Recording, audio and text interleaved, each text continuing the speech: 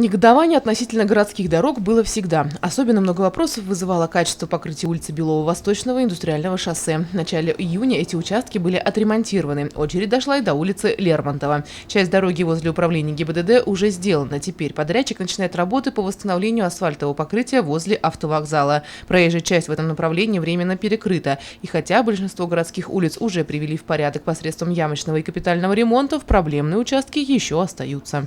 Сейчас мы продолжаем работать, будет у нас Островского, поэтому и получается в плане улица Лермонтова, значит, улица Крупская, это которая на Аркаим идет, у нас дорога очень сильно в тяжелом состоянии. Вот. Это у нас все в плане, по план-график включены эти работы.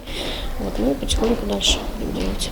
Всего из республиканского бюджета на капитальный ремонт дорог по программе софинансирования выделено порядка 30 миллионов рублей. На сегодняшний день большая часть средств уже освоена, так что в скором времени любители оценят проведенный ремонт в полном объеме. Елена Афанасьева, Азамат Галин, Любовь Карпова, телекомпания СТВ.